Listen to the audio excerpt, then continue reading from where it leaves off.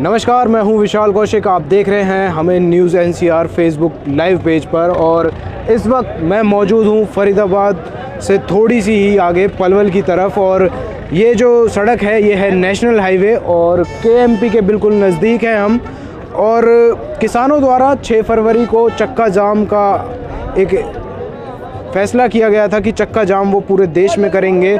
और आप तस्वीरें देख सकते हैं कि चक्का जाम की जो स्थिति है वो पूरे देश में बढ़ती नज़र आ रही है। और इस वक्त मैं खड़ा हुआ हूँ केएमपी के नज़दीक और यहाँ पर आप काफ़िला देखें मेरे पीछे की तरफ, तो यहाँ पर कितनी तादाद में यहाँ पर किसान इकट्ठा हुए हैं। हम इन लोगों से बातचीत करेंगे और जानेंगे कि कैसे चल रहा है और जो कि चक्का जाम की जो स्थिति है वो कैसी चल रही है। बहुत सारे लोग यहाँ पर मौजूद हैं, युवा हैं, बुजुर्ग हैं और किसानों के जो वो है बिल है उसको लेकर प्रदर्शन 72 दिन से चल रहा है लगातार। तो जो यहाँ पर किसान लोग जो मौजूद हैं उन सभी से हम बातचीत करने की कोशिश करेंगे।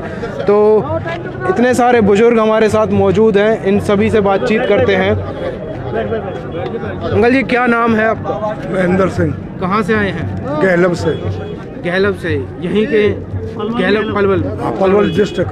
तो आज जो चक्का जाम किया जाना था वो अब तो हो चुका है और 2 के करीब बज भी चुके हैं। कब ये ख़त्म होगा? यहाँ 3 बजे। 3 बजे ख़त्म कर दिया जाएगा। 3 बजे यहाँ से यहाँ जाएंगे इनमें। सरकार कह रही है कि वो एमएसपी को लिखकर देने को तैयार है, तो क्या दिक्कत है फिर इन सभी बिलों को लेकर? ये ऐसा ही है, जो बड़े लीडर है ना किसान यूनियनों के, जी, वो ही करेंगे इस चीज़ का फैसला। तो जी हाँ, कल कृषि मंत्री ने लोकसभा में, राज्यसभा में कहा भी कि हमने 12 बार मीटिंग की है और किसानों का अपनी तरफ से कोई रुझान नहीं निकल कर आ रहा है कि उन्हें सबसे ज़्यादा समस्या क्या है इस बिल को लेकर। मैं देवीदयाल सैनी, प्रदेश संयोजक बहुजन मुक्ति पार्टी हरियाणा प्रदेश। मानवर, हमारा ये कहना है कि जो आरएसएस का और बीजेपी का एजेंडा है जी, वो किसान, मजदूर, बेरोजगार विरोधी है। ये जो आरएसएस के लोग हैं ये विदेशी मूल के लोग हैं, नस्ल की लड़ाई है। और जो भारत के मूल निवासी लोग हैं, SC OBC के लोग, ये विदेशी मूल के लोग भारत के लोगों को हित कर ही नहीं सकते।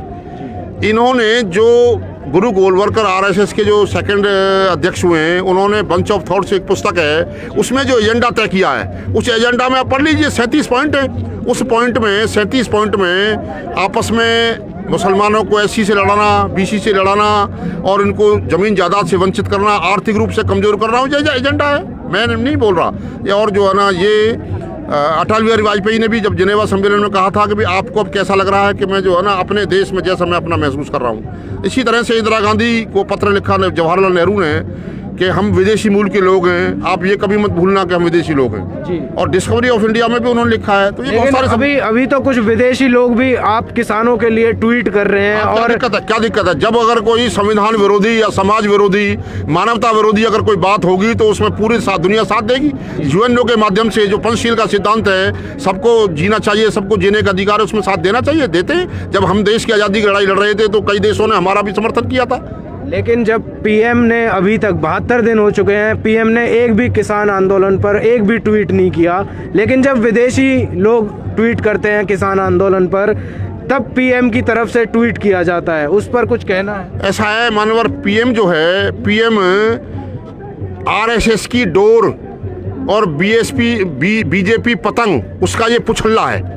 जैसे पतंग डोर को जो है ना, RSS का जो मोहन भागवत है वो डोर को हिलाता है, बीजेपी नाम की पतंग हिलती है, उसके पीछे मोदी नाम का पुछल्ला हिलता है। उसकी कोई औकात नहीं है। जो आरएसएस का एजेंडा है उसको पूरा करने का वायदा इसने किया था, इसीलिए इसको तीसरी पंक्ति के नेता को प्रथम पंक्ति में लाकर खड़ा किया है। वरना तो इससे सीनियर नेता बहुत हैं, लेकिन उन्होंने वायदा नहीं किया। इनको जो एजेंडा है आरएसएस का, जो इस देश के मूल निवासियों को बर्बाद करने का एजेंडा है, प्राइवेटाइजेशन एलपीजी के माध्यम से, और सारा देश को बेच दिया, संविधान को खत्म करने की साजिश चल रही है। इस देश में जो पूंजीवाद है उसको लाया जा रहा है, समाजवाद खत्म किया जा रहा है। बजट में किसानों के लिए भी बहुत सारे फैसले लिए गए। मानवर अभी जो है ना, हमारा नेकडोर के माध्यम से अभी परसों हमारा कॉन्स्टिट्यूशन क्लब में हमारा एक सेमिनार हुआ, उसमें हम पढ़कर आए हैं, देख कर आए हैं। हमारे जो नेकडोर के राष्ट्रीय अध्यक्ष हैं अशोक भारती जी, उन्होंने वहाँ चर्चा की है कि आप ये बताइए कि जो पशुओं का, उसमें एससी का लोग का पैसा, किसानों का पैसा, जैसे कॉमनवेल्थ गेम में खेलों में SC OBC का पैसा लगा दिया। ये पूरा धोखा हो रहा है जो है ना किसान मजदूरों के साथ और युवाओं के साथ, बेरोजगारों के साथ। केंद्र सरकार कह रही है कि खाली 3 राज्यों का मुद्दा है, ये 3 राज्यों के किसान हैं। तो यहाँ पर मैं जानना चाहूंगा कि कितने लोग यहाँ पे अलग अलग राज्यों से आए हुए हैं, कहाँ से आए हैं? यहाँ उत्तराखंड से आदमी आए हुए हैं, ये उत्तर प्रदेश से आए हुए हैं, झारखंड से पहले ही यहाँ आए हुए थे, फिर दोबारा आ गए। जो पुलिस ने ज़बरदस्ती उनके साथ लठा भारती करके उसको वापस कर दिया। ग्वालियर मध्य प्रदेश से, दाबड़ा से आए हुए हैं। यहाँ सब जगह से लोग बाग यहाँ, साथी किसान मजदूर सभी यहाँ उपस्थित हैं आज भी, और आगे उनके टेंट कल वहाँ से चल दिए हैं और कल तक यहाँ आ जाएंगे। पूरा जम जाएगा यहाँ। कति झूठ बोल रहा मोदी, झूठ। और ये 2000 दे रहे किसान, 2000। हम कह रहे अपने दोनों भाई कोई खाते में आज तक ना आए, शुरू उत्तर आज तक झूठ। 6,000 रुपए नहीं आया, 1 रुपए नहीं आया। तो कई अल्लाह कंप्लेंट कर ली, कई अल्लाह फार्म भर लिए, सब ये झूठ है। 100 में थे 50 न दे रहे हैं, बाकी मैं 2000 दे रहा हूँ। झूठ बोल रहा हूँ, झूठ। सरकार कहती है कि बिजली पानी तो किसानों के लिए फ्री है। कहाँ है फ्री? खूब बिल दे रहे हैं। हरियाणा में कोई पानी ये भी सुन लो, ये भी सुन लो आप। पहले तो घरों को बिजली कम आवे, ट्यूबवेलों को ज्यादा आवे। अब ट्यूबवेलों को फ्री कर दिया, थोड़ा सा कम करे, और घरों को कर दिया 10 रुपए नट, 5 रुपए नट, 6 रुपए नट। निजी में तो निजी कहाँ के रहने वाले हैं? अलालपुर के रहने वाले भाई हम। छोटे से किसान हम, कुल 2.5-3 बीघी जमीन आ रही है हमारे हिस्सा में। जब फसल बेचने जाते हैं तो क्या समस्याएं आती हैं? यह समस्या ये आती है, अब इन तक हम लाइनिंग अपने आड़े दिन थे, वे क्या है आज खाते नहीं खुलवा रहे, 3 दिन बाद वो होते एक के जो पा रहे ना भाई, उनके बोर्ड ही ना मिलेंगे, उनकी मंडी ना पावेगी। ढूंढ दो लोकेशन। मैं 2 लाख अंदाज बैठा हूँ, एजेंट छोड़ रहा के बाद 7 साल में दूर कर देंगे। आज जा बीरवानी एजेंट बना रखी है, और मर्द उनके उन कर रहा है, लिख रहे हैं बैंक में जमा कर रहे, हमारे 2 लाख रुपए निकाल के खा गए। मेरे आधार कार्ड लिंक किया है जो खाते से, उसमें कितने खातों से रुपए निकाले जा रहे हैं, ये सरकार की साजिश है। ये जो जितने भी लूटने वाले, खातों से पैसे निकालने वाले लोग हैं, ये सब व्यापारी लोग हैं। ललित मोदी सरकार का पैसा ले गया, नीरव मोदी सरकार ले गया, विजय माल्या का सरकार का पैसा ले गया। जब ये बताइए किसान को 10,000 रुपए के बाद दूसरा नहीं देते, वो हजारों करोड़ रुपए कैसे मिल जाते हैं उन्हें? अभी चक्का जाम जो है वो आज हो चुका है, 3 बजे ये खत्म कर दिया जाएगा। आगे की रणनीति क्या है? आगे की इस तरह से बैठेंगे, हड़ताल करेंगे जब तक हमारे कृषि कानून वापस नहीं लेता और हमारे समर्थन मूल्य की वो गारंटी नहीं देते, कानून नहीं बनाते, जब तक नहीं हटने वाले हैं। ये तो इन्हें बर्बाद कर दी, हमारे पास रहा क्या है? अब तो हम शादी ब्याह में आ रहे थे, पैसे भी ले आते थे, फिर किससे लाएंगे? नेताओं का जैसे आदेश आएगा है जी, अब किससे लाएंगे? अब आगे वहाँ हाई कमांड जो बैठी है, उनका जो आदेश होगा वही मानेंगे, उसी हिसाब से चलेंगे। टिकैत साहब आप लोगों से भी मिलकर गए? बिल्कुल, टिकैतकार हमारा पूरा समर्थन है। एक जवां है, एक जहां है, एक साथ मरेंगे, एक साथ रहेंगे। और यहाँ जो ये कहते हैं ना पैसे कहाँ से आता है, पैसे ये बैठे हैं, कोई 10,000 दे रहा, कोई 20,000 दे रहा, कोई 5,000 दे रहा, कोई गेहूँ आटो ला के दे रहा, कोई चावल दे रहा ला के, वो सामूहिक काम है यहाँ चिकन। उनने ऐसा लग दिया इटली से, फ्रांस से पैसा आ रहा है उनके पास। यहाँ किसके पास पैसा आ रहा है? ये इतने झूठे, इतने मक्कार है ये। अब ये उसको क्यों नहीं पकड़ते हैं सिद्धू को? सिद्धू उनकी कोठियों में बैठा हुआ है, क्यों नहीं पकड़ा? वो जो पहले वो था मस्जिद वाला प्रकरण, उसमें अब तक वो है, क्यों नहीं पकड़ा है नवाब साहब? उसकी तरफ से कई वीडियो भी जारी की। भैया ये बहुत निकम्मी सरकार है, ये खा जाएगी, हम तो छोड़ेगी ना कतई। जब हम नाच पैदा नहीं खोएंगे, कहाँ खोएंगे? मान लो नाच पैदा नहीं खोएंगे क्या? ये कुछ युवा साथी भी हमारे साथ मौजूद हैं, और चक्का जाम की जो स्थिति है वो आप देख रहे हैं, कितनी तादाद में यहाँ पर किसान इकट्ठा है। सभी से बातचीत करने की कोशिश करेंगे और अंदर की तरफ भी जाने की कोशिश करेंगे, क्योंकि यहाँ पर क्या हो रहा है।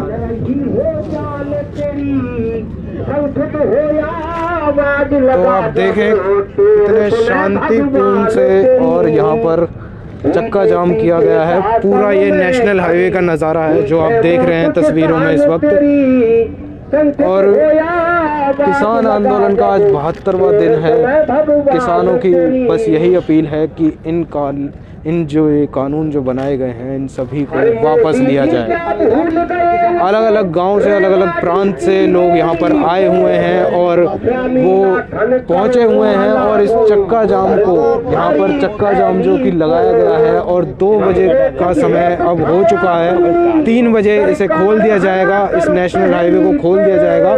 बीच में पुलिस के भी कई बैरिकेड्स लगाए गए थे। अगर आप ट्रैवल कर रहे हैं वृंदावन की तरफ, मथुरा की तरफ, तो आपको ये स्थिति यहाँ पर देखने को मिल जाएगी और आप यहाँ से आगे की तरफ नहीं जा पाएंगे। तो आप देख रहे हैं न्यूज़ एनसीआर को इस वक्त केएमपी से लाइव, जहाँ पर इतनी तादाद में यहाँ पर पहुँचे हुए हैं किसान नेता, और भी लोगों से यहाँ पर जानने की कोशिश करेंगे। कई युवा नेता यहाँ पर आए हुए हैं, कांग्रेस के भी कुछ नेता हैं जो यहाँ पर पहुँचे हुए हैं। पुलिस बल बहुत ज़्यादा तैनात है और जो युवा साथी हैं उनसे भी जानने की कोशिश करेंगे कि आगे की रणनीति क्या रहेगी किसान आंदोलन को लेकर। अलग अलग गाँव से, अलग अलग जगह से लोग आए हुए हैं, क्योंकि सरकार का मानना है कि खाली 3 राज्य, उत्तर प्रदेश और हरियाणा और पंजाब के लोग ही इस कानून का विरोध कर रहे हैं, लेकिन स्थिति यहाँ पर कुछ और निकल कर आती है। कुछ बुजुर्ग भी बैठे हुए हैं, इनसे बातचीत करते हैं। अंकल जी, कितनी उम्र है आपकी? हमारी 73 साल। 73 साल। कहाँ के रहने वाले हैं? यहीं के पलवल के ही। तो आज चक्का जाम करने आए हैं, आगे की क्या रणनीति है? ये है कि जब तक हम ये काले कानून वापस नहीं होंगे, जब तक हम यहाँ तो जाएंगे नहीं। अच्छा, यहीं से क्या दिक्कत क्या आती है जब फसल लेके आप बाजारों में जाते हैं? अब तो ऑनलाइन रजिस्ट्रेशन भी सरकार द्वारा कर दिया कोई है। पूछ नहीं है कहीं भी। हाँ, हमारे धान 1200, 1300, 1100 के भाव में लिए जा रहे हैं जी। कहाँ से आए अंकल जी? हम आए जी यहीं से, हतीन क्षेत्र से। हतीन से आए हैं। हाँ जी। अब आगे का क्या रणनीति क्या है कि रणनीति आज जब तक हमारे नेताजी हाईकमान बैठी है, जी। जब तक वो आदेश नहीं देते हम यहाँ से उठने वाले नहीं हैं। टिकैत साहब? धरना जारी रहेगा जी। हाँ, टिकैत साहब, करण दलाल साहब, हमारे अरुण जेलदार जी हैं जी। हाँ, ये बावन पालों के टिकैत जी हैं। जब तक ये आदेश नहीं करेंगे, जब तक हम वापस नहीं जाएंगे। और भी बहुत सारे लोग हैं यहाँ पर, उनसे भी बातचीत करेंगे। क्या नाम है अंकल जी? मेरा नाम धर्मेंद्र मलिक है। कहाँ से आए हैं? कहाँ से आए हैं? हम फतेहपुर बिल्लो से, पलवल जमा से। कितनी जमीन है अंकल आपके पास? मेरे पास 5 एकड़ जमीन है। तो क्या समस्या क्या है इनसे? समस्या क्या है जी, ये एमएसपी आज समय की मांग है और जरूरी है, होनी चाहिए। किसान घाटे में जा लेकिन रहा है। सरकार कह रही है ना कि एमएसपी लिखित में देने को। लिखित से काम नहीं, आश्वासन से काम नहीं। आश्वासन तो बहुत देख लिया। हमारे बाजरे की खेती के लिए हमको धान बोने का कहा था, धान छोड़ दो, बाजरे की खेती करो। आज तक भी वो 7,000 रुपये हमारे खाते में नहीं आए।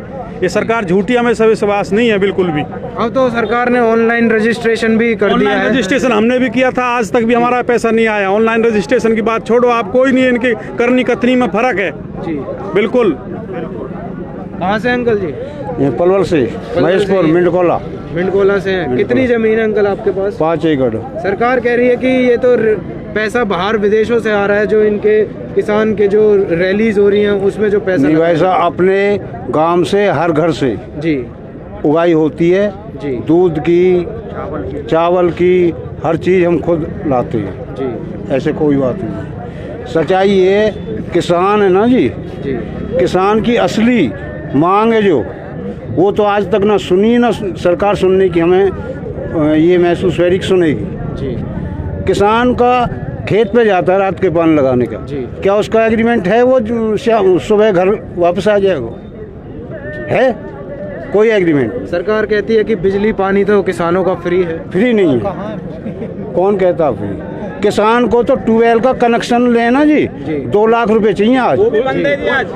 करा दो आज। मोटर उनकी अपनी होगी तब कनेक्शन मिलेगा, वो भी एडवांस पैसा अन्यथा ले लेते हैं। फिर जिम्मेदार है इन एमएलए मंत्री 1 लाख रुपए सैलरी है, जिम्मेदार कितनी बना दी? 6,000 साल की कितनी इनकम होगी ये बताओ जी। आप सभी लोग गांव से हैं और हरियाणा सरकार दावा करती है कि उसने 24 घंटे बिजली पहुंचा दी है गाँव में। क्या 24 घंटे बिजली नहीं मिलती? बिल्कुल झूठ, बिल्कुल नहीं मिलती। नहीं, हमको 6 घंटे मिलती है। स्पॉट पे आके देखो, आपको पता चलेगा कितनी बिजली आ रही है गाँव में। कितनी बिजली है? 6 घंटे। 6 घंटे मार 24 अभी घंटे चेक। एक मतलब लगातार नहीं आती 6 घंटा कंटिन्यू, उसमें भी कट मार मार के देते हैं। 2 घंटा काट के फिर 2 घंटा देंगे, इस हिसाब से आ रही है लाइट जी। ये फैक्ट है। और ये आप पलवल के कितने नज़दीक रहते हैं? पलवल के ही रहने वाले हैं जी हम। अराउंडिंग पलवल से 8 किलोमीटर। पलवल से 8 8-10 किलोमीटर के बाद। तो ये सभी दिक्कतें गांववासी झेल रहे हैं। हरियाणा सरकार दावा करती है कि 24 घंटे बिजली आ रही है। आप देखें किस तरीके से यहाँ पर पुलिस बल तैनात है और अलग अलग जवान यहाँ पर आए हुए हैं और अभी 3 बजते ही इस पूरी सड़क को खाली करा लिया जाएगा। और भी बहुत सारे लोग हैं। मीतरौल गांव से हैं भैया? हाँ जी, क्या नाम है? मेरा नाम जोगेंद्र है जी। जोगिंदर जी, क्यों आए हैं यहाँ पे? यहाँ हम आए हैं अपने हक की लड़ाई लड़ने के लिए। हम आए हैं अपने हक की लड़ाई लड़ने के लिए। क्यों बिलों में क्या दिक्कत है? बिलों में दिक्कत ये है कि हमारा माल नहीं बिक पाएगा। जो हम अपने व्यापारी से पैसा ले लेते थे वो हमें पैसे देने वाला कोई नहीं मिलेगा इस देश में जी।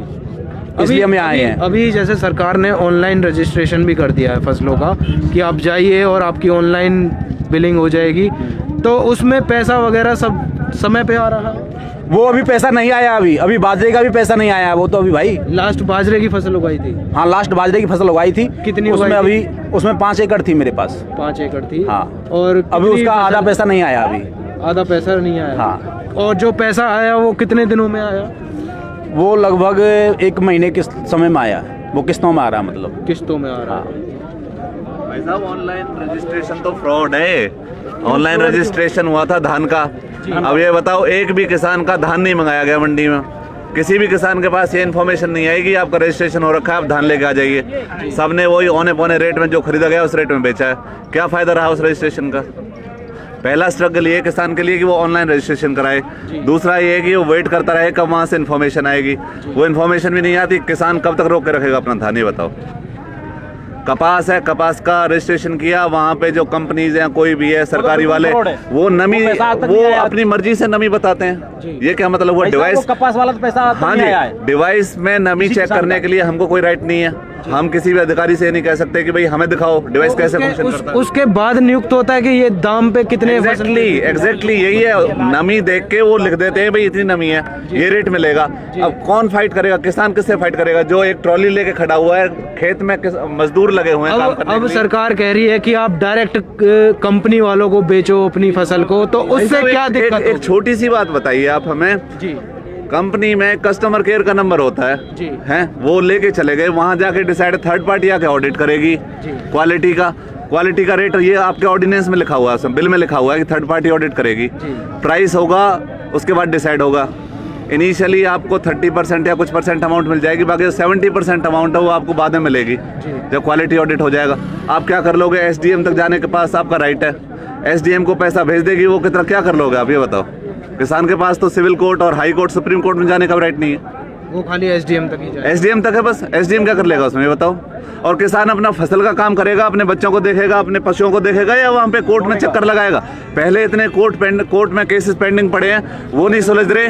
आप हर एक गांव में 100 घर हैं, 100 किसान जाके खड़े हो जाएंगे SDM के सामने। SDM क्या करेगा उसमें? नरेंद्र तोमर जी ने कल राज्यसभा में ये कहा है, किसान मंत्री ने, कि सर हमने किसान से बातचीत करने की कोशिश की, 11 से 12 मीटिंग हो गई हैं, लेकिन किसानों को ये नहीं पता कि उन्हें किस चीज़ को आगे लेकर आना है, कौन सा उनका मुद्दा है और किस लिए वो विरोध कर रहे हैं। नरेंद्र तोमर जी को ये पता है कि उन्होंने जो बिल बनाए हैं वो क्या सोच के बनाए हैं? उनको खेती के बारे में पता है, उनको जो फार्मर्स के बेसिक चैलेंजेस हैं वो पता है उनको क्या है।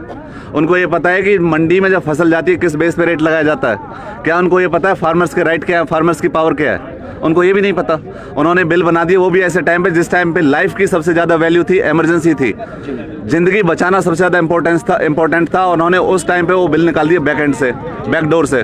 ना किसी को पूछा। जो आप कुछ भी बनाते हैं, कंपनी हो चाहे सरकारी डिपार्टमेंट हो या घर हो, उसमें मेन स्टेक होल्डर्स को पूछा जाता है कि आप क्या चाहते हैं, आपके लिए क्या सही रहेगा। इसमें मेन स्टेक होल्डर्स फार्मर्स थे, फार्मर्स के लीडर्स थे। उनको तो एक बात भी नहीं पूछी गई, क्या मोदी जी आके फार्मिंग करते हैं या नरेंद्र तोमर आके फार्मिंग करता है खेतों में? किसानों के मुद्दे अहम हैं और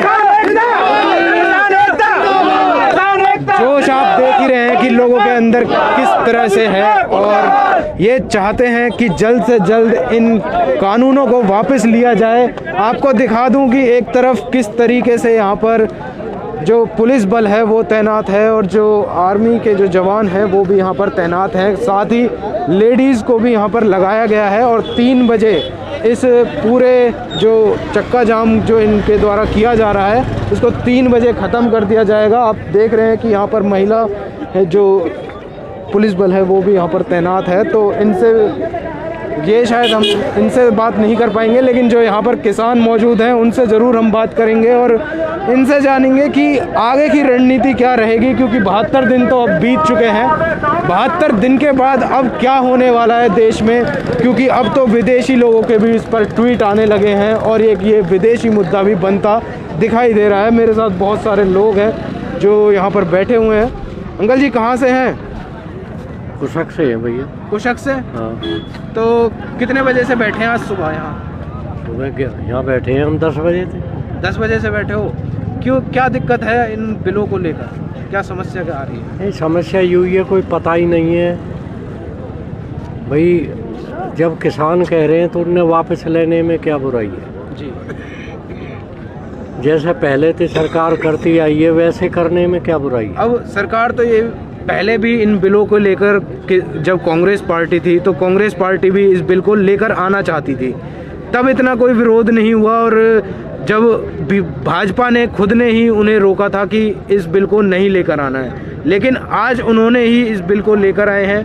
नहीं, GST भी वही लेकर आए। जब GST ना लगा दी, अब क्यों लगा रहे हैं यार? हम पे 3-3 कर लग रहे हैं, कहाँ से झेलेंगे इस बात को? जी आप देखो, ये तो सरकार की यूँ है, जैसे पब्लिक चाहे, गरीब चाहे जी, किसान पे है क्या जी? किसान पे तो यूँ ही है, मंडी में चले जाएं जब ऐसी बात है।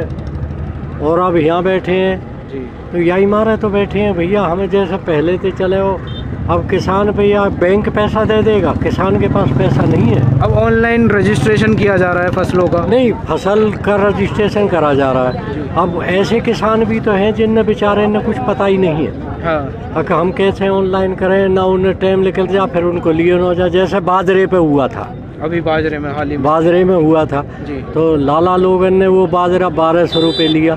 ऑनलाइन जिसने किया उसने मतलब माने 2 एकड़ का किया। जो सरकार ने लिया MSP पे वो कितना लिया? वो कहाँ लिया? एक जब 4 किला का किया तो 1 किला का लिया। 4 किले में से बस 1 किले का लिया? 1 किला का लिया। देखो भाई, इतना ही हो। अच्छा। अब यहाँ का हम कंप्यूटर पे बैठे हैं, वो कुछ भी कर दें। अच्छा, तो मतलब जैसे आपकी फसल कितनी हुई थी, जो बाजरे की जो फसल हुई थी? नहीं, एक बात समझो, 1 किला में 20 मन बाजरा लगाओ जी, तो 80 मन हुआ जी। और वहाँ 20 मन ही लिया, अब 60 मन कहाँ ले जाए? तो 60 मन को फिर कहाँ बेचेंगे? फिर कहाँ बेचा वो? 1200 में बेचा। 1200 में बेचा? 1200 में बेचा। तो लेकिन अब सरकार तो यही चाह रही है ना कि जो आपकी जो फसल है उसको डायरेक्ट आप कंपनियों को बेचो। और तेरी को कंपनी कैसे ले लेंगी बाप हमारे? या तो उसकी कीमत निर्धारित हो जी। अगर भाई ठीक है, इससे नीचे कोई ना लेगा, ऊपर भले ही कोई ले जी। जब तो भरे भी अब जो वे ले ही ना बाप हमारे। अब धान है जी, अब के धान हुआ जी। धान हमारा 1721 बिका जी, 1200 1300 जी, 1509 बिका जी। और अब क्या भाव बिक रहा है? अब 3200 और 3000 है। अब तो सरमाएदार खरीद रहे हैं। अब हम जब हम पे रहे हो ना, जिम्मेदार पर संबंध तो खरीद रहे हैं भाई, हम पे रहे हो ना, हमने तो बेच दियो क्यों? अब हम तो आड़त पे तो पैसा ले हमें, या तो कोई गवर्नमेंट ऐसा बैंक बनावे भैया हमें खर्चा को पैसा दे कर गैल, वो पैसा ही ना दे, हम लागत कहाँ से लगावे? तो जो ऑनलाइन का जो पैसा आया था वो एक बारी में आ गया? एक बारी में को आवे भैया, वहाँ में भी कई गलती हो जाए। अच्छा, क्यों? कितने पढ़े लिखे किसान है ना। जी जी जी। करो भाई, लाल से ट्रैक्टर बुला दो छोरा। तो आप देख ही रहे हैं कि किस तरीके से पूरा भीड़ यहाँ पर लगी हुई है। चक्का जाम की जो स्थिति जो बनने वाली थी और देश में, तो वो यहाँ पर दिखती हुई नज़र आ रही है। एक तरफ पूरी तरफ किसान है तो दूसरी तरफ यहाँ पर पुलिस बल और सुरक्षा बल की यहाँ पर तैनाती की गई है और चक्का जाम इस हाईवे को कर दिया गया है। अभी 3 बजते ही इस पूरे हाईवे को खुलवा दिया जाएगा और बड़े ही शांतिपूर्ण तरीके से इस पूरे आंदोलन को चलाया जा रहा है। आपको और नज़दीक लेकर चलूँगा, कुछ और लोगों के पास भी चलते हैं, उनसे जानते हैं कि क्यों विरोध हो रहा है इन सभी बिलों का। तो मेरे साथ और भी कई लोग हैं, इनसे जानेंगे।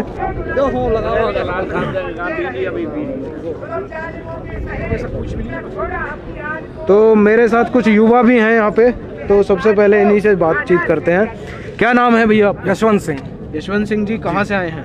ललपुरा से, डिस्ट्रिक्ट पलवल। डिस्ट्रिक्ट पलवल से ही हैं। कितनी ज़मीन है आपके पास? 4 एकड़। 4 एकड़। क्या प्रॉब्लम क्या आ रही है इन सभी बिलों को लेकर? आज चक्का जाम भी किया गया है, तो क्या दिक्कतें आ रही हैं? दिक्कतें तो ये तो बिलों में जो दिक्कत है वो तो सबको पता है जी, क्या दिक्कत है क्या नहीं है जी। हमारी ज़मीन है, ये ऊंचे घरानों के लोगों को दे रहे हैं जी। हम अपने बच्चों को क्या देंगे आगे? जी जी जी हैं? ज़मीन हमारी माँ है, कोई हमारी माँ को हमसे छीन लेगा क्या? जी। जीवन में नहीं छीने देंगे जी। अभी चक्का जाम हो चुका है, 3 बजने वाले हैं, तो आगे की क्या रणनीति रहेगी? शांतिपूर्वक तरीके से जैसे चक्का जाम किया था वैसे ही चक्के को खोल देंगे जी। अपने आंदोलन पे धरने पे जाके बैठ जाएंगे।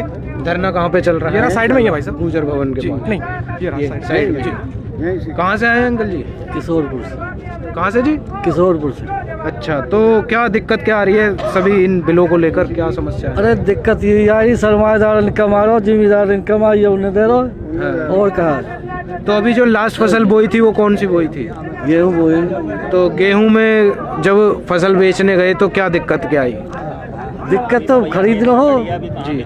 पीछे आप रेट जिन्हें रोक लियो जिम्मेदार ने थोड़े करो वो 1500 गेहूँ बिक रहा है। हाँ। सरकार कह रही है MSP वो लिख कर देने को तैयार है, फिर भी बिल। भैया मैं पढ़े लिखे न इतना जी, कहीं और तो बात कर रहे। और भी लोग हैं यहाँ पर। सरकार कानूनी रूप नहीं क्यों ना देवा है?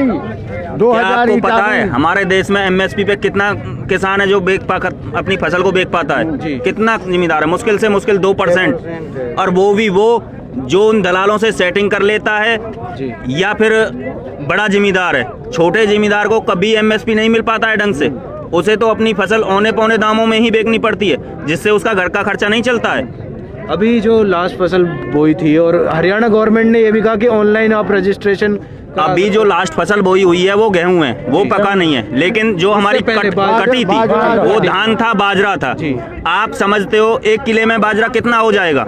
40 मन बाजरा आराम से हो जाएगा। उसमें कह दिया रजिस्ट्रेशन कराओ, रजिस्ट्रेशन कराने के बाद मैसेज आ रहा है कि भाई आप 20 मन बाजरा बेच सकते हो रजिस्ट्रेशन पे।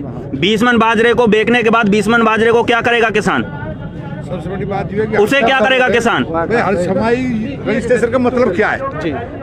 किसान कोई अफीम नहीं बोता जी, न सोयाबीन बोता। मतलब एक चीज, गेहूं, चना, जौ, मटर, इसका क्या मतलब है भाई? हर छमाही में रजिस्ट्रेशन का मतलब क्या है? 100-200 रुपये खर्च करने, और जो आना जाना वो अलग है इनका, उसका किराया भाड़ा लगता है वो अलग है। रजिस्ट्रेशन के बाद भी रजिस्ट्रेशन का मतलब क्या है? उस रजिस्ट्रेशन के बाद भी मैं अपना बता रहा हूँ, मैं अपनी बीती हुई बता रहा हूँ, मैं किसी दूसरे की बीती हुई नहीं बता रहा। मैंने धान का रजिस्ट्रेशन कराया हुआ था, ठीक है। धान का रजिस्ट्रेशन कराने के बाद मैसेज मेरे पास आ गया, मैं मंडी में लेके अपने धान को गया, वहां जाके वो चालान ही नहीं काटते हैं। इनके जो दल्ले बैठे हुए हैं ना, वो चालान नहीं काटते, हमारा गेट पास नहीं काटते हैं। और जैसे तैसे अगर हम अपना गेट पास कटवा भी लेते हैं तो उसके बाद मशीन को लाके लगा देते हैं धान की डेयरी में कि भाई इसमें तो नमी है, इसको हम नहीं खरीद सकते। जो धान हाथ का जरा हुआ हो, हाथ से कटा हुआ हो, उसमें नमी क्या रह जाएगी? ये हर कोई जानता है, लेकिन ये बिल्कुल किसान को दमन करने के लिए बैठे हुए हैं और कुछ नहीं है। MSP हम दे रहे हैं, MSP हम दे रहे हैं। MSP दे कहाँ रहे हो? किसने दिया है आज तक हमको MSP? अगर आप MSP दे रहे हो, आप हमारे साथ हो, तो उसको कानूनी जामा क्यों नहीं पहनाते हो आप? सबसे बड़ी बात तो ये है ना, जब आप MSP दे रहे हो, आप चिल्लाते हो भाई MSP तो हम दे रहे हैं। कहाँ दे रहे हो आप MSP? किसी का भी दर्द पूछ के देखो जिसने अपना बाजरा बेचा है।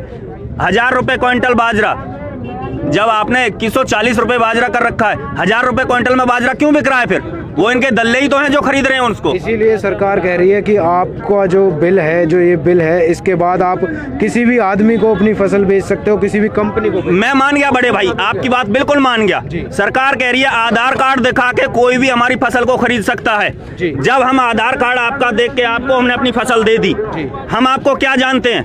पैसे के लिए कहाँ चक्कर काटेंगे हम आपके पीछे? पैसे के लिए चक्कर नहीं काटते रहो। उसके बाद अगर आप हमें पैसा नहीं देते हो, पैसा आप नहीं देते हो, हम जाएंगे फिर SDM के पास। SDM साहब, इसने हमारी फसल खरीद ली और ये हमें पैसा नहीं दे रहा। 1 महीने का टाइम SDM लेगा। SDM किसका होता है? पूंजीपति का, सरकार का। ठीक है, एसडीएम कहेगा 1 महीने बाद भाई कितने का फसल बेची है आपने? भैया जी मैंने तो 40,000 की बेची है। चल भाई इसको 20,000 दे दे, इसका कंकट कट जाएगा। क्यों? जो पूंजीपति है वो उसको जेब को पहले ही भर देगा। मैं जब 40,000 की फसल बेचने के बाद मैं कहूंगा नहीं मैं तो 20,000 नहीं लूंगा, जा तो भाई डीसी के पास जा, 1 महीना वहां चक्कर काटने के बाद डीसी के पास जाऊंगा, 1 महीने वहां चक्कर काटूंगा, मेरा तो कुछ होना ही नहीं है। बच्चों को कौन पालेगा मेरे के? कौन उनको खाना खिलाएगा? किसान मेरा तो पैसा मिल गया। 5 एकड़ की आय क्या, उस पे 4 बच्चे भी हैं, पढ़ाने लिखाने के लिए उस पे क्या 4 एकड़ की फसल से वो पूरा पड़ जाएगा उसको? और ये अपनी 1 लाख पेंशन 5 साल राज करेंगे, 1 लाख पेंशन। एक सर्विसमैन है, मेरे लड़का सर्विसमैन हो, 50,000 रुपये तनख्वाह उसकी महीने में। किसान को तुम 10,000 के हिसाब से दे दो, उसके परिवार में 4 आदमी हैं तो 10,000 के हिसाब से दे दो। और हम तबीयत से खेती गेहूँ हम सरकार के लिए पैदा कर रही कि अपने लिए? एक सर्विस कर रहा हो वो भी एक सरकार के लिए कमा रहा हो, किसान है वो भी सरकार के लिए कमा रहा है। एक हमारे लिए खाने के लिए 40 मन गेहूँ बहुत, बाकी गेहूँ तो सरकार को दे रही है, जो भी फसल दे रही है, दूध दे रहे हैं, फूल दे रहे हैं, सब्जी दे रहे हैं, किसान दे रहा सबको। और उसके लिए आय क्या है? 1 लाख रुपए साल में, 1 साल में 1.5 लाख रुपए से क्या वो अपने बच्चे पाल लेगा? एक सर्विसमैन। छोटी सी बात पे और आपका ध्यान खींचना चाहूंगा, मकान आप किसी भी रेडी पे जाके खड़े हो जाओ, आप उससे कहोगे भाई मुझे 1 कप चाय चाहिए, आपको वो क्या कहेगा? भैया 7 रुपए की है, 10 रुपए की है। अगर आपको लेनी है तो आपको वो 7 रुपए में या 10 रुपए में लेनी होगी, ठीक है जी। किसान जब अपनी फसल को पका के 6 महीने मेहनत करके, साल भर मेहनत करके उसे मंडी में ले जाता है, उसके बाद वो मंडी में जाके अपनी डेयरी लगा देता है, फिर व्यापारी आता है भाई 20 रुपए का माल है उसका, भाई 10 रुपए दूंगा मैं तो। किसान अपनी फसल के लिए ये नहीं कह सकता कि भाई मेरी 20 रुपए का माल है, तू 10 रुपए क्यों दे रहा है, मैं तो 20 में दूंगा। जा भाई ले जा साले, अपने कहीं बेच लेना। 2 रुपए कद्दू मैंने बेचा, 2 रुपए किलो, 80 रुपए मन। और रेहड़ी पे जाने के बाद में 20 रुपए किलो, 18 रुपए कमाता रेहड़ी वाला एक दिन में, किसान कमाता 4 महीने में 2 रुपए 1 किलो। वो अन्याय नहीं है। केवल रेडी वाला ही नहीं कमाता है, वो उसके जो बिचौलियां है ना, वो बिचौलिया उसे खा जाते हैं। रेडी वाले को भी उतना ही मिलता है। सरकार कह रही है कि इस बिल के बाद वो बिचौलियों का आगमन खत्म हो जाएगा। कैसे हो जाएगा? कैसे हो जाएगा? मैं आपसे पूछ रहा हूँ कैसे हो जाएगा? अंबानी अडानी जो भी है वो हमसे सीधा आके गेहूं खरीद लेंगे, हमारे घर आएंगे, वो भी 10 बिचौलियों और बीच में खड़ा कर देंगे, और वे बिचौलिया भी ऐसे ही हमारे औने पौने दामों में खरीदेंगे, वो भी ऐसे ही होने पौने दामों में खरीदेंगे। क्यों खरीदेंगे? अनलिमिटेड स्टोरेज का क्लॉज दिया है इन्होंने, अनलिमिटेड स्टोरेज का। एक बार पूरे एरिया से, पूरे देश से सारा गेहूं या धान इकट्ठा कर लिया तो फिर उसकी सारी पावर तो उसके पास गई ना। अब जब वो मन करेगा वो डिमांड क्रिएट करेगा, डिमांड क्रिएट होगी तो उसका रेट क्रिएट होगा, राइट? रेट बहुत ज़्यादा बढ़ जाएगा। और सबसे बड़ा झूठ जो बीजेपी का ये है कि हमने आमदनी डबल कर दी। एक बात बताएं, जो 4-5 साल पहले धान 1 एकड़ में 60,000 का बिकता था, वो इस बार 30,000 रुपए का बिका है, ठीक है? पहली बार इसका भी वो है जो अच्छे रेट में बिका है 30,000 का। और जो कॉस्ट है उसपे, एग्रीकल्चर का जो कॉस्ट है, उसको कल्टीवेशन के लिए कॉस्ट उसमें आया है, वो डबल हो गया। 20,000 देख लें, दवाई का रेट बढ़ा दिया, खाद का रेट बढ़ा दिया, डीजल का रेट बढ़ गया, डीजल का रेट बढ़ गया।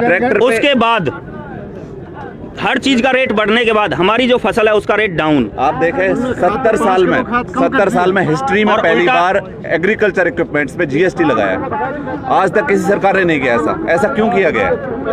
हर बार पॉलिसी निकलती है, जो हमारा यूरिया का कट्टा, जो हमारे यूरिया का कट्टा 50 किलो का आता था, उल्टा 45 किलो का कर दिया और रेट बढ़ा दिया। क्यों? क्या है उसमें? जब आप पैसा बढ़ा रहे हो तो उसका वजन भी तो उतना ही रखो, वजन घटा रहे हो, पैसा बढ़ा रहे हो, ये तो सरासर अन्याय है ना। हर चीज का रेट बढ़ाते जा रहे हो, लेकिन एमएसपी के नाम पे हम दे रहे हैं। आप एक सुई लेते हो, उस पे भी एमआरपी होती है। एमआरपी का क्या मतलब है? अधिकतम खुदरा मूल्य, ठीक है जी। एमएसपी का क्या मतलब है? न्यूनतम समर्थन मूल्य, जो हमारी खराब से खराब फसल होगी ना उसका मूल्य। लेकिन हमें वो मूल्य अच्छी से अच्छी फसल पे भी नहीं मिल पाता है। क्यों? क्या कारण है? और फिर भी आप कहते हो नहीं जी हम तो एमएसपी दे रहे हैं किसान को। कहां दे रहे हो? वही तो हम पूछ रहे हैं आपसे। और आपने देखा होगा नरेंद्र सिंह तोमर क्या कह रहे थे भाई कोई किसान, कोई जो हमारी ये यूनियन है हमारी किसानों की, भाई कोई ये तो बताए इन कानूनों में काला क्या है। 12 बार की वार्ता आपसे हुई, क्या एक बार भी जो हमारे इतने पढ़े लिखे नेता हैं 40 लोगों की वो कमेटी है, क्या आपसे एक बार भी ये नहीं कहा कि भाई ये है। हम सरकार से ये चीज चाहते हैं कि अगर आपको एक बार भी ये नहीं बताया ना कि इनमें कानून काला क्या है, तो आप इस कमेटी के हिसाब से सरकार को लाओ, किसान को लाओ, यहाँ ओपन रोड पे बैठ के न्यूज के सामने सारी बातचीत करो, तब आपको पता लग जाएगा कि हाँ भाई इसमें हमने आपको काला बताया या नहीं बताया। ओपन भीतर जाके विज्ञान भवन में चुपके से बात करते हैं किसानों से, बाहर आके कह देते हैं नहीं जी किसान तो बात ही नहीं कर रहा। किसान को बुलाते हैं, फिर उनसे बात नहीं करते और फिर कहते हैं किसान तो बात ही नहीं कर रहा। अरे उसे ओपन करो, ओपन कमेटी होनी चाहिए, जनता के सामने हर जगह आके नेता आए, यहाँ बैठे और हमारे किसान जो अधिकारी हैं वो भी यहाँ बैठेंगे, हमारे नेता 40 के 40, उनके सामने न्यूज के सामने बात करो। आपको बता दूं कि 20 मिनट रह चुके हैं और 3 बजने में, और 3 बजे इस चक्का जाम को ख़त्म कर दिया जाएगा। और आपको दिखा दूं कि सुरक्षा बल की यहाँ पर तैनाती की गई है, लेकिन जो यहाँ पर जो ये चक्का जाम किया गया है बड़े ही शांतिपूर्ण तरीके से जैसे चक्का जाम को किया गया है यहाँ पे। और साइड में आप देख सकते हैं कि सुरक्षा बल की कितनी तैनाती की गई है और किसान देखें आप कितनी तादाद में यहाँ पर मौजूद हैं। और इनकी बस एक ही दरख्वास्त है कि जल्द से जल्द इन सभी बिलों को ख़त्म किया जाए और इन बिलों को वापस लिया जाए। तो देखें आप कितनी तादाद में यहाँ पर किसान जुड़े हैं। भारत देश महान हमारे साथ करण दलाल जी हैं। सर सबसे पहले तो स्वागत है आपका एनसीआर में। सर चक्का जाम किया जा चुका है किसानों द्वारा, आप भी इसमें शरीक हुए हैं, बिलों को लेकर क्या समस्या है? देखिए ये जो हमारा धरना है ये हमारे अरुण जेलदार जी हैं, 52 पालों के अध्यक्ष हैं। इनकी अध्यक्षता में सभी बिरादरी सर्व समाज बदरपुर बॉर्डर से लेकर के मथुरा तक और इधर मेवात जिला, ये 52 पालों का इलाका है। तो इन तीनों काले कानूनों को लेकर के ये धरना हुआ है।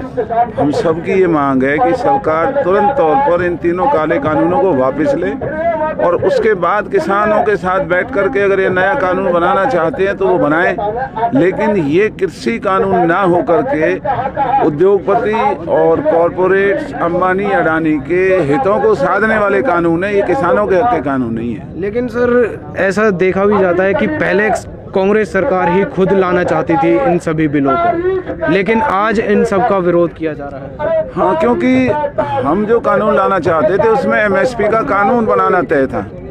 इन्होंने जो किसानियत की धुरी है, जो मिनिमम सपोर्ट प्राइस कानून के दायरे में लाना चाहिए था, उसको निकाल करके किसानों को ठगने का और लूटने का एक कानून बनाया है, जिसका हम सब विरोध करते हैं। किसान मंत्री नरेंद्र तोमर जी भी कहते हैं कि वो एमएसपी को लिख कर देने को तैयार हैं, लेकिन 12 मीटिंग्स में किसानों की तरफ से कोई ऐसी बात निकल कर नहीं आई कि उस पर अमल किया जाए और इन जो ये बिल है इसका विरोध जताया जाए, ऐसा वो बोल रहे हैं राज्यसभा में। हाँ, भारतीय जनता पार्टी के नेताओं को गुमराह करने की आदत है जी।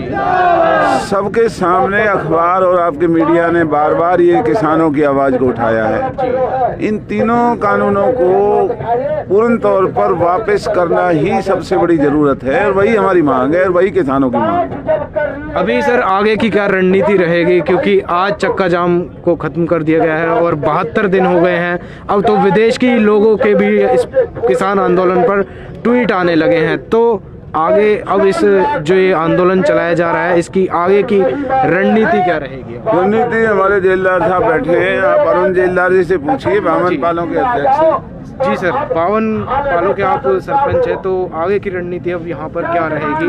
नहीं, सरपंच नहीं, अध्यक्ष दिल्ली से आगरा भरतपुर से अलीगढ़ के बीच में होते हैं। यहाँ पे सभी 52 पालों का कुलबा है, इसमें 36 बिरादरी आती हैं और इसमें यही निर्णय लिया गया है कि किसान इतने दिनों से इस देश की व्यवस्था में बना हुआ था। हमारे देश के प्रधानमंत्री को कभी ये कहना पड़ा था कि एक दिन का उपवास रखो, हमारे देश में इतना पर्याप्त भोजन नहीं है कि हम लोग सबकी पूर्ति पाड़ सकें, लेकिन किसान सरकार ने उस बात को अपने कंधों पे लिया और देश में इतना अनाज उगा के दिया कि आज अपने देश का पेट तो भरते ही हैं और विदेशों का भी पेट भर रहे हैं। लाल बहादुर शास्त्री ने उसी बात को लेके कहा था, जय जवान जय किसान। तो आज उस समय से ही जब देश की व्यवस्था बनाने के लिए किसान दिन रात लगा हुआ है, तो ये सरकार को समझना चाहिए कि भाई उनका एक वो है MSP, मिनिमम सपोर्ट प्राइस। अगर मिनिमम सपोर्ट प्राइस भी वो नहीं दे सकते तो किसान की बताइए क्या स्थिति रहेगी। बेचारे कम से कम किसान को इतना मिल जाना चाहिए, उसके बाद क्या स्थिति रहेगी। अब आप कहते जी हम बहुत ज़्यादा खरीदते हैं, हम 6% खरीदते हैं, तो 94% को किसके ऊपर लूटने के लिए छोड़ देते हैं। धान का कीमत है 1868 रुपया और उसके बाद वो धान बिकता है 1400, 1200, 1600। अगर वो MSP हो तो कम से कम किसान को इतना तो मिले कि वो अपने बच्चों की पढ़ाई करा सके, अपनी ज़मीन का खर्चा उठा सके और अपने आगे की घर के जो खर्चे हैं वो पूरा कर सके। जबकि स्थिति ये रहती है कि उसके किसान की ज़मीन बिक रही है, बच्चे नहीं पढ़ पा रहे हैं, किसान की स्थिति और भी दयनीय होती जा रही है। केंद्र सरकार कह रही है कि जो ये किसान का जो विरोध चल रहा है ये खाली बस 3 राज्यों का है, पंजाब, हरियाणा और उत्तर प्रदेश के किसान ही इसमें शामिल हैं। देश का किसान कहीं कोई सवाल नहीं उठा रहा। क्या ये बात सच है? नहीं, ये देखिए आप एक बात बताइए, धारा 370 को कुछ लोगों ने कभी चलाया था, कहते थे कुछ लोगों ने जाके लाल चौक पे जाके झंडा फहराया था, पूरा देश थोड़ी जा रहा था। वो तो जिन लोगों की समझ में आता है वही लोग सबसे अगवानी करते हैं उस चीज़ की। अब से 400 साल पहले राम मंदिर का जिन लोगों ने केस लगाया था पूरे देश ने नहीं किया था। तो कुछ लोग जो समझते हैं उस चीज़ को वही सामने आगे आते हैं और जब वो जागरूकता फैलती है तो पूरे इलाके में आती है। आपने शुरू में देखा, अब से 2 महीने पहले 11 लोग समझ गए और फिर बाकी सबको समझाए एक दूसरे को, और स्थिति ये रही कि आज पूरा देश समझ पा रहा है। देखिए पूरे देश का किसान आ रहा है। बिहार की स्थिति ऐसी है, जब से वहाँ से मंडियाँ हटी हैं उनके 800-600 रुपये में धान खरीदा जा रहा है, वही वहाँ से उनकी व्यवस्थाएं खराब हो रही हैं। सोचिए क्या स्थिति है। ये इन्हीं के साथ नहीं, देश के सभी किसानों के साथ है। और हम ये नहीं कह रहे हम किसान कुछ कर रहे हैं, हम कह रहे हैं जब सरकार ये कह रही है हम किसान हितैषी, हम किसानों के लिए कुछ करना चाहते हैं, तो आप किसानों के लिए कुछ करना चाहते हो, हम भी करवाना चाहते हैं। हम इसलिए है कि इतने सालों से अगर हम ये कहें कि भाई किसान का गेहूँ 19 रुपये किलो बिक रहा है, 19 रुपये किलो में उसका मिनिमम सपोर्ट प्राइस है, और आप देखिए अभी मंडी से जाके देखिए 1200, 1400 रुपये, 1500 रुपये में खरीदने लग रहे हैं। अगर ये किसान सिर्फ जैसे न्यूनतम कहना ना, वो अगर वो प्रॉफिट कमाए, प्रॉफिट में तो 3300 रुपये क्विंटल स्वामीनाथन रिपोर्ट के हिसाब से बनता है, लेकिन हम प्रॉफिट नहीं मांग रहे, आज भी सिर्फ मिनिमम मांग रहे हैं। हर चीज़ आज अपने प्रॉफिट, अगर सुई भी बनाता है वो भी अपना MRP लिखता है वो, तो हम MSP मांग रहे हो, MRP लिख के बेचते हैं। 1 रुपये का शैम्पू का पाउच भी 99 पैसे नहीं मिलता। तो हम लोग तो इतने देश की व्यवस्था में लग रहे हैं। और ब्रदर एक बात और भी है कि ये किसान आज जो खड़ा हो रहा है ना, इस देश की GDP में सबसे ज़्यादा आगे किसान की मदद रहती है। जब कोरोना काल में GDP बहुत नेगेटिव चली गई थी, सिर्फ एक कृषि ऐसा था जिसने इस GDP को संभाल के रखा। मूक तरीके से हम लोग GDP संभाल रहे हैं। हम कृषि प्रधान देश है, अगर इस देश का किसान मजबूत हो जाएगा तो ये देश बहुत आगे चला जाएगा। तो इस देश को मजबूती की लड़ाई है। देश अगर मजबूत होगा, आपका मेन व्यवसाय जब आपका मजबूत होगा तो देश मजबूत हो जाएगा। अगर आप देश की बात करते हैं तो आपको बहुत आराम से एक ही बार में कह देना चाहिए भाई MSP लागू करें कानून बना के। अब आगे की रणनीति क्या है सर? आगे की ये है कि हमारे 52 पालों का जो खुलवा है, इसमें ये है कि भाई हम लोग बैठते हैं, जैसे आज सुबह भी हम लोग 11 बजे पंचायत की और बोला कि आज का जैसे हम चक्का जाम में करें या फिर हम कुछ और करें, किस तरह से करना है। तो सबने कहा कि अरुण जेलदार जी जो आप कहेंगे हम आपके साथ हैं। अभी 2 दिन पहले बारिश आई थी, हम लोग यहीं पे थे रात को, स्थिति ये थी कि टेंट टूट गए, बारिश का हमारी रजाइयाँ भीगी, लेकिन फिर भी लोग बैठे रहे। हमने कहा कोई बात नहीं, सुबह आके दोबारा से बैठ जाएंगे। तो उन्होंने कहा जेलदार जी मर जाएंगे पर हटेंगे नहीं। तो वो लोग जब विश्वास इतना कर रहे हैं, तो हम लोग समाज की लड़ाई लड़ रहे हैं, व्यक्तिगत लड़ाई नहीं है, इस देश की लड़ाई है। ये इसमें बिना बात में मूंछों की लड़ाई ना बनाए कोई भी प्रधानमंत्री। हमेशा से देश की व्यवस्था बनानी चाहिए और किसान उसमें लगा रहा है। Thank you. तो आप देख सकते हैं कि एक तरफ कुछ लेडीज़ भी हैं जो यहाँ किसान आंदोलन में शामिल होने आई हैं और बड़े ही तरीके से यहाँ पे भजन कीर्तन वो कर रही हैं और मोदी के लिए भाषण यहाँ पर दे रही हैं। उन महिलाओं के पास भी चलने का प्रयास हम कर रहे हैं कि उनसे भी बातचीत की जाए। तो आप देखें कितनी तादाद में यहाँ पर महिलाएं भी मौजूद हैं।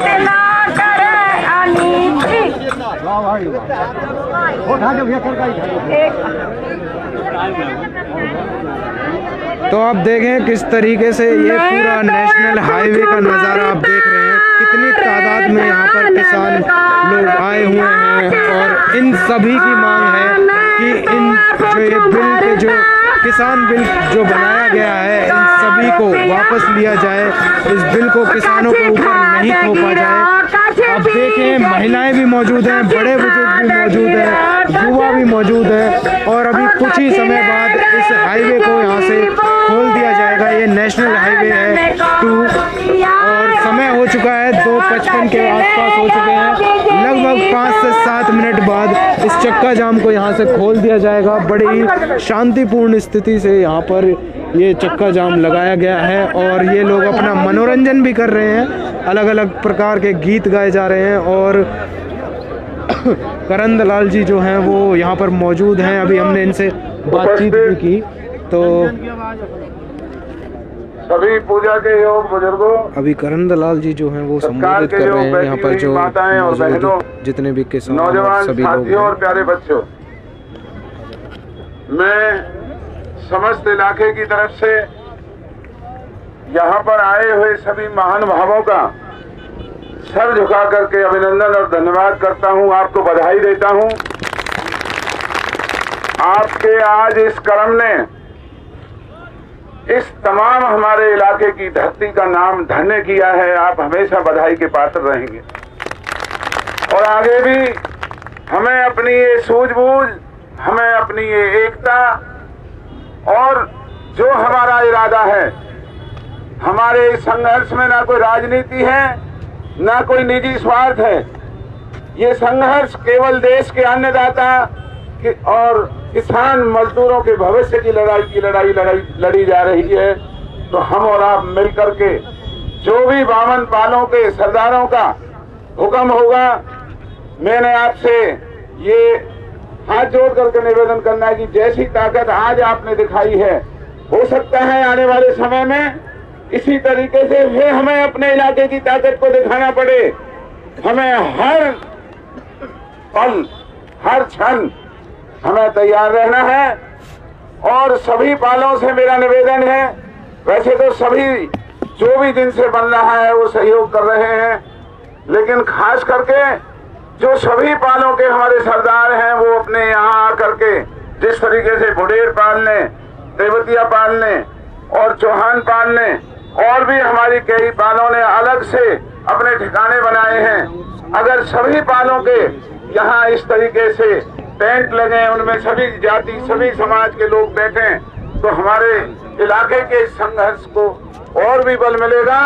तो मैं ज्यादा ना कहता हुआ इससे पहले कि जेलदार साहब आपका धन्यवाद करें, एक हाथ जोड़ करके निवेदन है। कहाँ से आए हैं सर आप? सब यहाँ से उठने के बाद मैं यहाँ पलवल में रहता हूँ और राष्ट्रवादी किसान हमारा जो किसान संघर्ष मोर्चा है उसके आह्वान पर जब से आंदोलन शुरू हुआ तब से मैं इसमें निरंतर भागीदारी है मेरी, और मैं भी किसानों के साथ लगातार सहयोग कर रहा हूँ। और आज का चक्का जाम पूरे भारत में सफल रहा है और सरकार से हम निवेदन करते हैं कि वो हठ धर्म को छोड़ करके राज धर्म का पालन करे और किसानों की मांगों को माने। मेरे साथ एक और यहाँ पर बुजुर्ग हैं जो कि व्हील चेयर पर बैठे हुए हैं, लेकिन ये भी चक्का जाम में आए हैं, इनसे मैं बातचीत करूँगा। सर आपका शुभ नाम सर? कहाँ से आए हैं सर आप? यहीं से आए हैं, चक्का जाम के लिए ही आए हैं? तो आप देखें कि एक ऐसे बुजुर्ग भी हैं जो कि व्हील चेयर पर हैं, फिर भी यहाँ पर आए हैं ताकि ये चक्का जाम हो सके और कुछ ही देर में, कुछ ही पलों में ये जो चक्का जाम है यहाँ से ख़त्म हो जाएगा। और पुलिस बल की पूरी तैनाती की गई है यहाँ पे, एक तरफ पुलिस बल है तो एक तरफ सुरक्षाकर्मी है और दूसरी तरफ किसान हैं। बड़े ही शांतिपूर्ण तरीके से यहाँ पर मार्च किया जा रहा है और आप देखें कि दरी जो है वो समेटने लगे हैं किसान, और यहाँ से इस चक्का जाम की जो स्थिति है उसको ख़त्म कर दिया गया है। पुलिस वाले भी यहाँ पर तैयार हैं कि कोई भी उपद्रवी कोई उपद्रव ना मचा सके और आप देखें कि किस तरीके से शांतिपूर्ण तरीके से ये सभी किसान अब यहाँ से इस ट्रैफिक को खोल रहे हैं और सभी लोग अपने अपने रास्ते अपने अपने कैंप्स की तरफ जा रहे हैं। और एक तरीके से जो देखा जाए 6 फरवरी को जो चक्का जाम किया जाना था वो एक तरीके से पूरे देश में सफल रहा। और आप जो स्थिति देख रहे थे ये पलवल से थोड़ी सी ही नज़दीक केएमपी की स्थिति थी, जहाँ पर काफ़ी तादाद में यहाँ पर किसान आए हुए थे और अभी जस्ट 2 मिनट बाद ये ख़त्म हो जाएगा, 3 बजने वाले हैं और ये सभी लोग जो जितने भी किसान हैं ये सभी यहाँ से हट जाएंगे। सबकी तैयारियाँ शुरू हो गई हैं, यहाँ से दरियों को हटाने लगे हैं ये सभी किसान और कुछ ही पलों में यहाँ से जो चक्का जाम की जो स्थिति है पूरे देश में बनाई गई थी वो ख़त्म होती नज़र भी आ रही है कि इन्होंने बड़े ही शांतिपूर्ण तरीके से पूरे देश में चक्का जाम तो किया, लेकिन उसे उतने ही शांतिपूर्ण तरीके से यहाँ से अब ये लोग ख़त्म भी कर रहे हैं। उम्मीद करते हैं कि आपको हमारी ये लाइव रिपोर्टिंग पसंद आई होगी। मैं विशाल कौशिक, कैमरामैन सागर के साथ, न्यूज़ NCR के लिए।